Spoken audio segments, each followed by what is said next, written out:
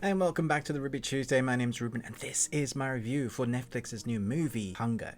We've seen it seems like we've seen a cornucopia of food-related TV series and movies that seem to be popular in the zeitgeist. Is this another one of them that you should be watching? Let's talk about it. A woman running her family's noodle restaurant receives an invitation to join the fine dining industry under the tutelage of an infamous chef. So this film is 2 hours and 10 minutes. You're probably gonna have to read subtitles if you want to get that subtle nuances of the acting from the original actors rather than dubbing. For me, that's the way I went. That's always the way I go. There's no sex. There's some intense moments, but for the most part, I think if you're into cooking, you can probably watch this. But really, the food genre in this movie is on the sidelines. It's really about what is important to you, how far you are willing to go to get that thing that's important to you, and then doing some growing along the way and realizing maybe that thing that you thought was important maybe was a different version of how it is important. When you get to that place where you need to be and you've reached it and you're like, this isn't what I wanted. And so in the theme of that, we have this amazing noodle chef, and she gets recruited to be amongst the elite. And what we get is a mixture of the menu. They gel. We gel. Of Bear, one of the best food films I've ever seen. Chef, the movie, you need to see that. That is excellent. Dude, I'm putting a little cornstarch on my huevos, man. It's too humid down here. And then probably a bit of Gordon Ramsay shoved in there, I thought. Never felt so embarrassed in all my life. I cannot be in business with someone that will not adapt. That's kind of what this movie is. And so we see our newly recruited chef go under the tutelage of a dude that's really, really hard to work for. He will break you down as if you're joining the army. You're doing your basic training. They break you down and build you up. Why are you moving? Why are you moving? It's kind of what he needs to do with all the people that join. You see some talent in them, and that's what you get in this movie. And then, of course, there's the relationships, learning why the chef is the way he is, the one that is like the leader of them all, the master, and then seeing the background story as to why our newly recruited chef wants to be more. She wants to be special. She feels like she's not living up to her potential in her family's noodle restaurant. The way it's filmed is incredible. It makes you hungry, but at the same time, you feel the pretentiousness of it. You know those places, like I showed at the beginning of my review, where you go very expensive meals for the tiny bit of food on your plate.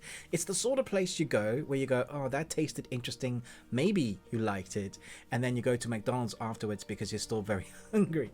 That's the sort of pretentiousness. Now, I've always thought the pretentiousness of it was bizarre and weird, and I've only had a couple of those sort of meals in my lifetime.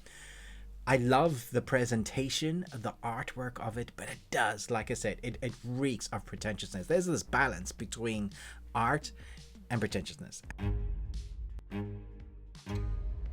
And I think they showcase that very well here.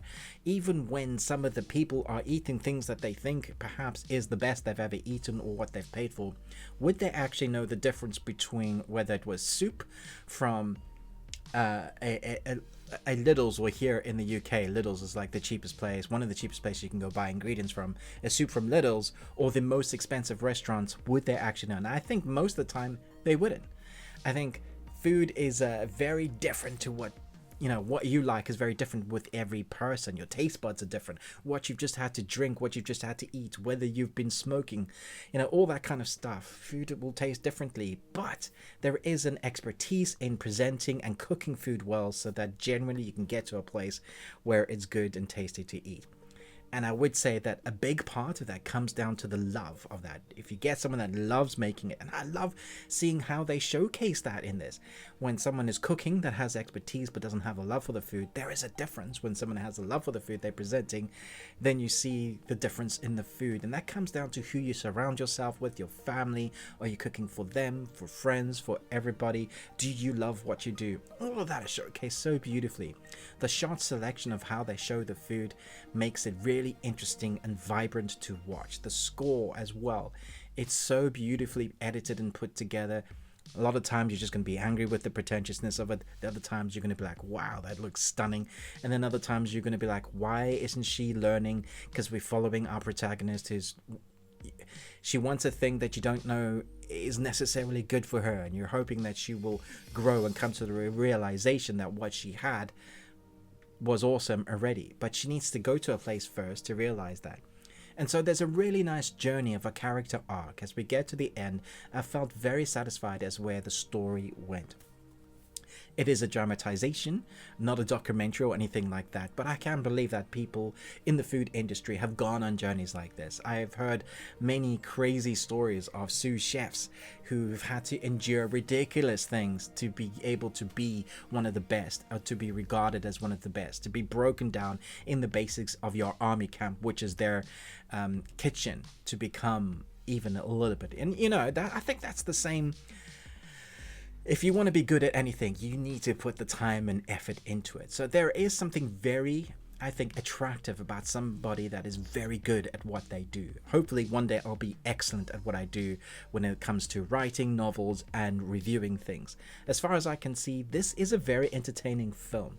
Not a lot happens in it except for the cooking and the drama, but the character study and the arc which our character goes on, the fruition of the journey, makes me go, yeah, I'll probably watch that again. It was very well presented with the way they shoot the film, the way they do the shot selection for the food, but then the drama in there from both sides of the master chef and the wannabe chef who wants to be special, her and her family, her life, all of that makes for a sort of riveting film, really. I didn't expect to be just enthralled by this film, but I was, and I'm going to give it 4 Nicolas Cages out of 5.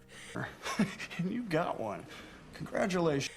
I hope you enjoyed this review. Sorry I haven't done a lot of reviews recently. You would have seen a post on my YouTube channel where I said I needed, for my mental well-being, I needed a break. I may do less reviews, and hopefully when I do reviews you will find me excited and enthralled, and we can take this YouTube channel to be more than a hobby and a supplement for my career and writing, all of that. That's the idea behind this. So for those of you that support me, thank you so much. You can check me out again on Sunday with Movies and Munchies on our podcast with the best thing we watched this week. So all those reviews that I haven't done this week will be on the best thing we watch video podcast and audio exclusive and our Patreon that we do. So still lots coming. Thanks so much for watching, but most of all, until next time, remember, live long and Tuesday.